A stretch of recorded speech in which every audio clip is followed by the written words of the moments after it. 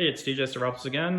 Cabinets part two. Perhaps if I wrote this stuff down in a script, I wouldn't forget things and have to come back. But just a couple points here. There are 3 or 4 different types of cabinets. I don't know what the names are, but essentially the first kind is where the hinges are exposed. You can see them on the outside. We don't have that kind. We have the second kind, which is essentially the doors are sitting on top of the cabinetry, as you can see here, and all the hardware is kind of on the inside. The third kind, and I believe this is the most expensive, is where the doors of the cabinets are actually flush with the cabinet itself. So you wouldn't have the doors sitting on top. They would basically be flush.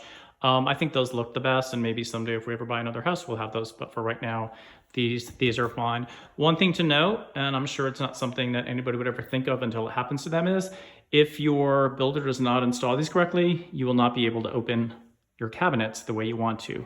The case in point we have here is we cannot open this cabinet door at the same time that this cabinet door is open because they hit each other, as you can see right there. So not a huge deal, but something to keep in mind in terms of the measurement of the space between the doors themselves.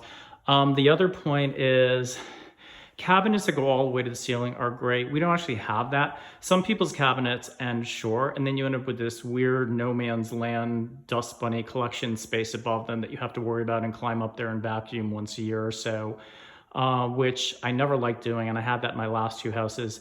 Here, they basically put a capper in on top, so basically it fills that little space there up to the crown molding. I think the best and the most beautiful thing is to actually have ceilings high enough so that you have an additional cabinet filling that space up there, probably maybe 12, 18 inches top.